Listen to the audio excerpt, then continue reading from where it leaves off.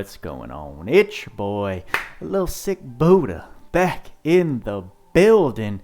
Got a little itch in my throat that's been bothering me, but that's not gonna stop us. We took the weekend off, so Monday it's back to work. We just filmed the 4-star Shoutout showcase, and Shoutout himself got me thinking. I wanted to remake this video. I have a very old video talking about essential skills for your physical attackers. And while some of that information still applies, I feel like I didn't quite emphasize quite the right stuff. And while this isn't technically an essential PDPS skills, this is what I'm going to call how to max out your damage caps. And by that, I know a lot of new players either come to my videos or go to Tweak's videos or any of the other creators' videos, and they see their units maxing out the damage, right? Getting up to those 20,000, 30,000 crazy damage caps that we see. And the first question is how? Because when you're first starting out, your units deal in pity numbers in the hundreds. You don't know what's going on. You don't know why yours looks as bad as it does compared to maxed out units. Of course, you're just starting out. It's not your fault, and it's not going to change for a little while, but it does change by understanding what eventually can increase all of your damage and being on the lookout for those arcs and skills that either the units come with or that you can then teach them. So that all starts with what these skills are and where they come from. So in this video, right, you can already see the first 3 skills we're looking at. We're talking about physical DPS because that's what runs the game right now, unless you are just a diehard mage lover. The simple fact is that efficiency sakes and DPS sakes, nothing does it like physical damage, and that starts by being able to cap out all of your damage. So how does that happen? A lot of new players I see focus on kind of the wrong things, kind of the things that are intuitive, but yet it's kind of counterintuitive nowadays, or at least it's not as in front of your face as it could be in order for you to determine what it is that raises your damage so much. A lot of players are focused on like the attack ups, the crit ups, the advanced aim vitals that increase your crit power. And the thing is, while all that stuff, it will help you in the beginning stages because your crits will deal that extra damage, the real end game goal is to be dealing the max amount of damage with your white numbers, your base numbers, rather than your crits, which then allows your crits to just be bonuses and helping you heal. That all starts by raising your base damage up, and those are the skills. These are the skills we're going to be looking at that help. Before we get started, let me give the biggest shout out to Lake's Gold Mine. You can see, let me pull up a tab. This is the website that I use to get all of the information you're going to see on this spreadsheet. I literally just took screenshots. So this is going to be where you're going to want to check out for extra details on all of the skills you're about to see. It's going to give you the effects, any notes to clarify certain things, and the arcs, as we will see in my little spreadsheet where they come from. I just screenshotted all of these things and put them into a little spreadsheet, but where it's going to look the best is on Lake's site. So please, any further questions, before you ask me in the comments, go check out his site, go donate to him so that he's motivated to keep on updating the website, because he is one of the most essential members of the entire community, making a resource like this for us for free. So thank you to Lake.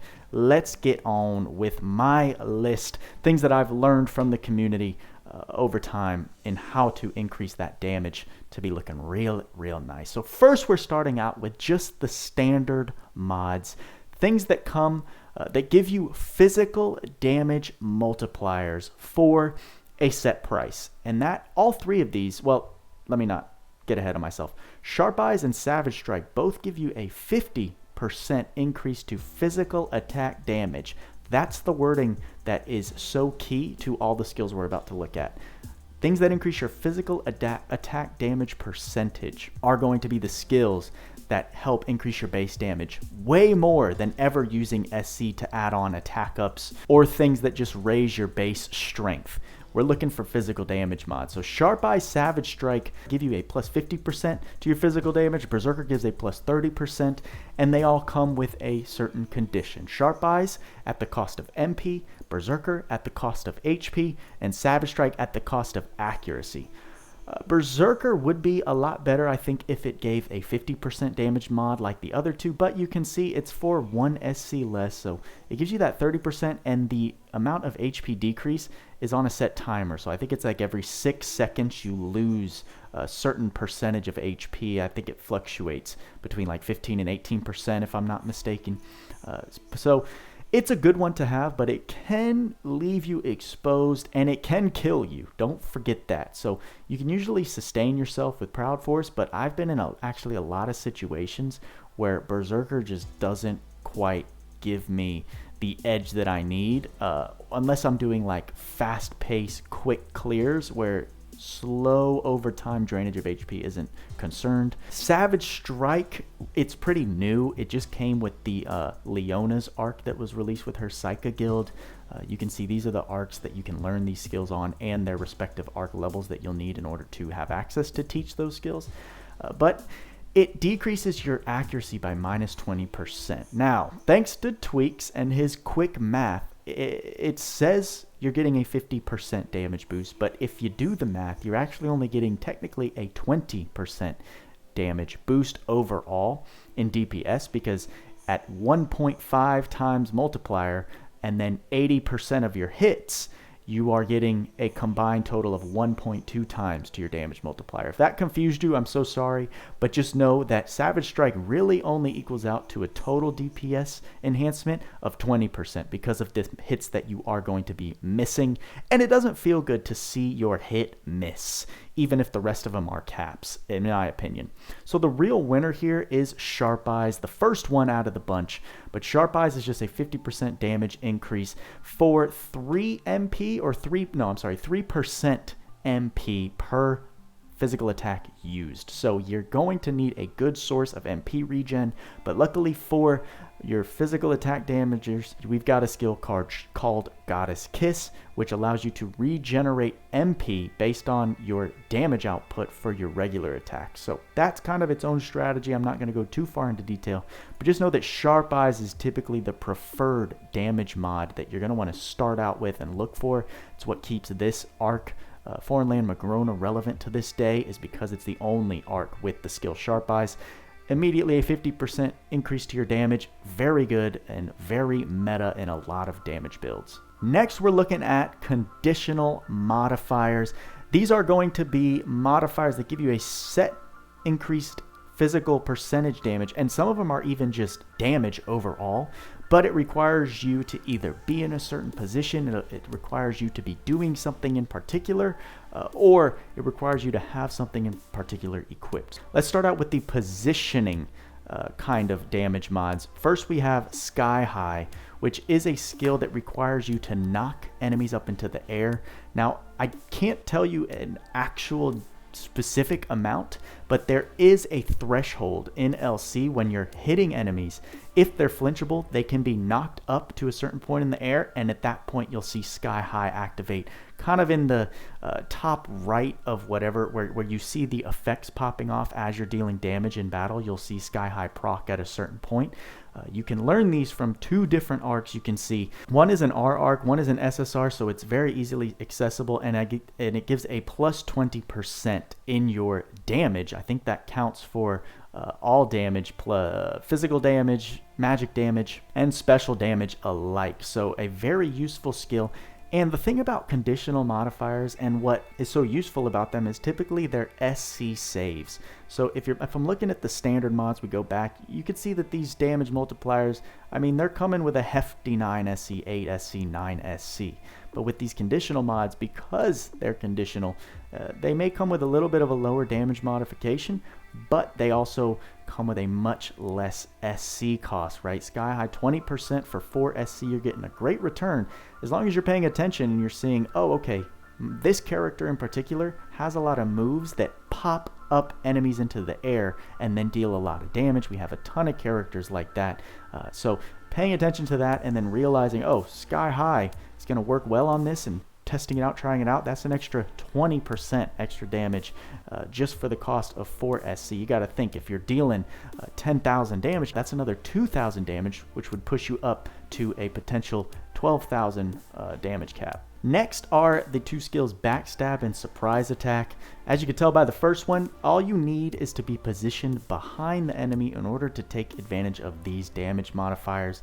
And oh my goodness, do they make a difference, because for a total of 6 SC, you're getting a combined plus 80% to your physical damage. I lied. Plus 80% to your overall damage. This counts for physical, magic, and special alike as well.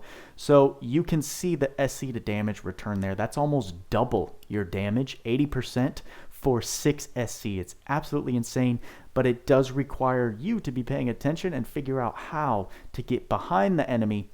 This is a strategy, and these are damage modifiers that are pretty much essential in most multiplayer battles, because you can get behind the enemy a lot of the time. If you've gone into multiplayer matches and you see a lot of the friend units running behind the enemy and attacking them from back there, it's most likely because they have Backstab and Surprise Attack in their kit, and rightfully so. It allows for pretty easy damage caps if you've got all the right things. Adding these two things pretty much boost your damage all the way up.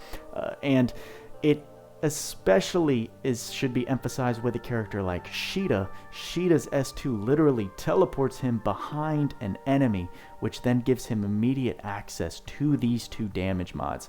Now, I do notice that if you're talking about flinchable enemies, he'll flinch the enemies to turn along with him. So where this really comes into use is against non-flinchable bosses. Sheeta can immediately teleport behind them rather than take those 2 seconds to manually run behind the boss. He can just immediately teleport there and start taking advantage of all that extra damage. So I absolutely love these two skills on Sheeta, and they boost his damage up a ton. So keep that in mind. Pay attention to characters and their positioning, how they're able to maneuver the map, and if they're very fast and very quick, Backstab and Surprise Attack are probably going to be very, very easy and accessible skills and damage for that said character. Then we've got Maglion, which isn't quite as much of a budget damage modifier, but for the cost of 11 SC, the farther you are away from an enemy, the more damage modification you get, up to 50%, and that scales. It's hard to tell. I know if we look on Lake's Goldmine site, it gives kind of a weird measurement system. The minimum distance is 0, the maximum damage is 10,000, whatever that could mean. Whenever you hit this 10,000 number, you get up to plus 50% damage. And as we know, that does equal out to a lot of extra damage. Although it is the most expensive modifier and conditional for plus 50% damage and physical damage at that. You know, you can get Sharp Eyes here that gives you that plus 50% damage, and that's just 3% MP per attack used. This is a sliding scale, and it really only works for characters that can hit for long range. Very positional, very conditional, and not the most return, but for a lot of those long-range characters, this can be the skill that propels them to be reaching that consistent damage cap. You do get it from the SSR arc Heaven's Bow Star-Lord, so just keep that in mind. If you're looking for another damage mod for your long-range attackers, this one is going to come in handy. And a lot of them usually already come with it, but if they don't, pay attention. The next two damage mods we're looking at are very conditional, and they are for Terrormelth and Terrormelth 2. These are another great set of damage mods, damage increasers, because for a combined 10 SC, you get 50% increased damage overall. So that counts for physical, magic, and special. But if the enemy has a status ailment, that's the key, that's the trick, and that's what you're going to need to pay attention to. Unless you have a unit in your party that you know is going to be inflicting status ailments, aka Logia, aka V, aka 9S, or if you have a certain strategy in place to inflict status ailments, that's when you're going to want to pay attention to these damage mods here. The problem for me and these are that it's really a when more. If I'm not running a Logia or I'm not running a dedicated unit to inflict status ailments without me having to think much, I don't really want to have to spend the SC to then change up the team strategy just to get a plus 50% to damage. Can it come into use? Absolutely. 8 SC, or a total of 10 SC for 50% damage, still a very good return, but it's a when more, right? It's easier to just stack on things like surprise attack and backstab, and all I have to do is move the unit to a certain spot rather than then allocate SC to apply status ailments for a unit that doesn't typically apply status ailments. So I really do like these, but when it's in a very specific scenario. And finally, for the conditional mods I have listed, we're looking at the weapon boosts. These are very important as well. I didn't list all of them just for time's sake, but just know there are regular boosts and high boosts for all of the weapons except for bows in the game. Not sure if they're all available to be taught, but you need to pay attention. But you can find out all that information, like I said, on Lake's Gold Mine. Just go there, type in if you're thinking of Claw High Boost. It's going to tell you all the details, where to find it, what arc, and things like that. But we're paying attention to Sword Boost and Sword High Boost because these are the best skills for the return of SC to physical damage multiplication. Both of these, so for 13 SC, you get a combined total of plus 40% flat damage, and the only condition is that your unit needs to be wielding a sword.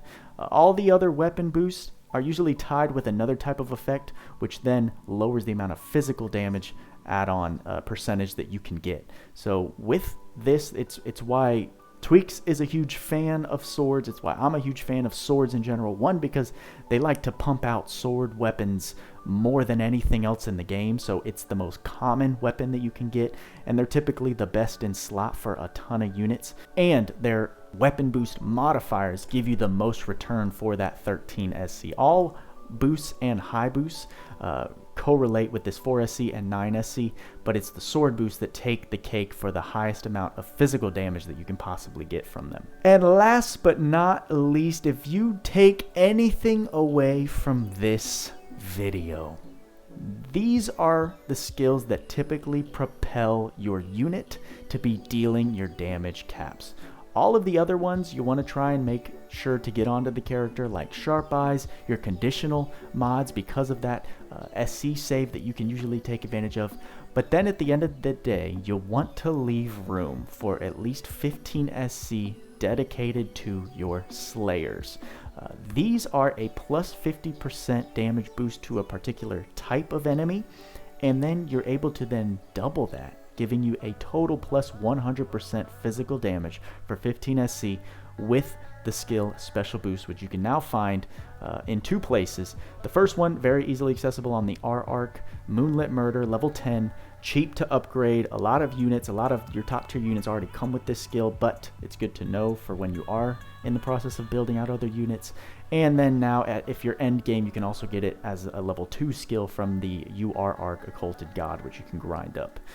But you can see there are a total, I believe it's of 16 Slayers. Yep, so 16 Slayers in total, and you can see right here the respective arcs that you can find these skills on. So make sure, I'm going to include this link to the spreadsheet so there's just an easily accessible reference for you if you ever want a quick glance of like all the Slayers and the pictures of the arcs that they come with. I'll have that available in the description of this video. But also, of course, always I recommend going to Lake's website if you want you want all the details for a specific thing. Just go there.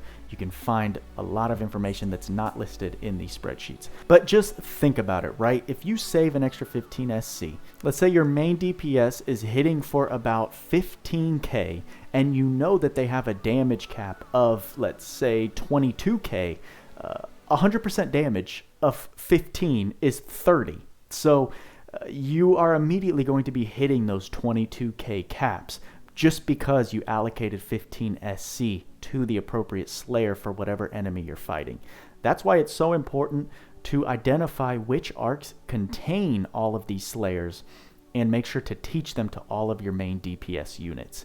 Now, in some rare situations, you do have the group Slayers, and my webcam is covering the first one we're looking at here, but I'll just name it out. It's the Brute Slayer Then you can see below that's Divinity Slayer, Human Slayer, and Ocean Slayer. So we have 4 types of these group slayers, all of which are not teachable, but they come on specific characters. So the units I did list here so you can know which ones come with them.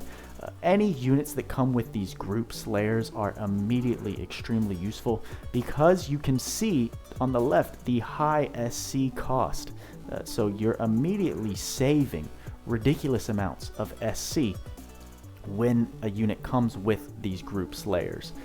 Alice is the only swimsuit. Alice is the only one to have this Ocean Slayer, which is super nice because the stone type enemies are very, very defensive, and so in order to have that damage edge just built into her kit, it's very nice. Human Slayer, super, super useful for arena because it covers the soldier, knight, sniper, and sorcerer slayer.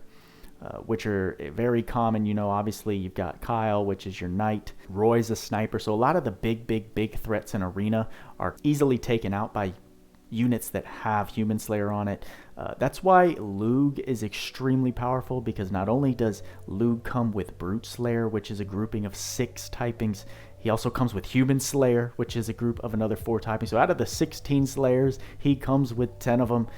Something we haven't seen again yet. But it's one of the reasons why he's such a king of DPS and why it's so easy to reach those high damage potential with him. Ooh, future Buddha here.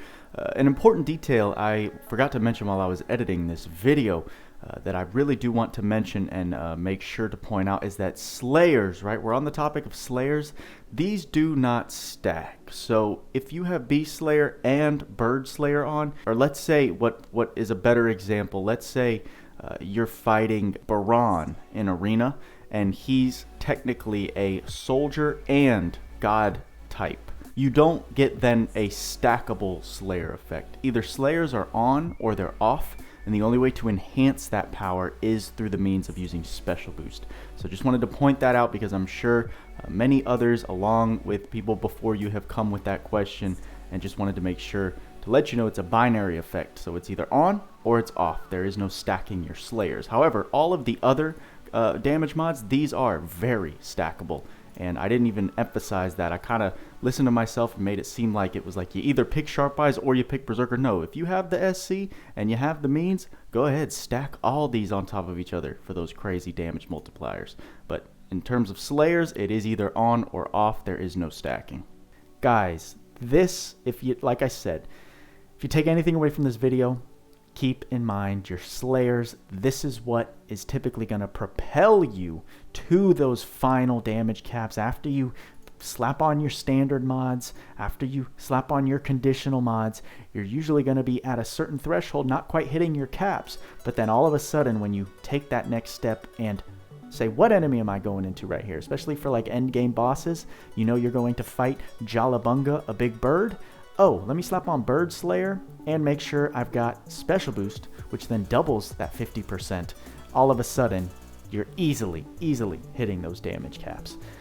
And that's gonna do it for this video, guys. I didn't quite spell this right, so let's go ahead and fix that error, but that's gonna take care of this video. Let me know if I missed any key ones.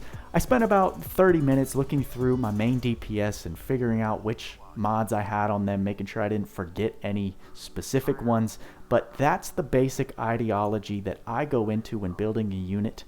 A lot of units come with some of these skills like Sharp Eyes, Surprise Attack, Backstab, Sky High. There's even units that are exclusive to having skills like Sky High 2. There's another one called Sky Lord, but that one's not that one's probably the least consistent damage mod out of all the Sky skills. So I didn't really want to include that because it's 5 SC and it's basically Maglion, but for the y-axis. So the higher they get up into the air, the more you're going to reach that 50% damage potential. But keeping enemies juggled like super high, it's not a great skill at all. Sky High and Sky High 2 are much better because that's just when they're at that certain threshold, you get that extra damage, and that threshold isn't too high as long as the unit itself is capable of picking up enemies. That's gonna do it, I think, for this video. Just important, especially for new players coming into the game, wondering what kinds of skills are allowing the endgame players to hit the damage that they are. So when you see a new character come out, look for these types of skills in their kit. That's what's going to tell you if they're really standoutish or not. For physical DPS, of course, magic DPS, it's kind of the same. You look for skills that have magic damage multiplication. A lot less include that, but now we have the introduction of geysers, which are the Slayer equivalents for magic damage. So I imagine they're going to be pushing a little more damage mods for MDPS as we move forward. But at the moment, physical damage still reigns king. And with the introduction of Shoutout and his S2, being able to teleport immediately behind enemies is so cool. Reminds me, or it emphasizes to me, how useful backstab and surprise attack are. And it pushed me to make this video just talking about an updated ideology in physical damage increasing in order to hit those base damage caps. Guys, I think that's all I got for you this time. Like, subscribe, hit that bell notification if you're hyped for the 2.5 year anniversary. If you're enjoying Shoutout, and let me know your comments below. Turn on all notifications if you want to know immediately when I post, and you won't be left out of the loop in case of emergency. With all that being said, y'all know what we say. Work hard, play harder. See you in the next video.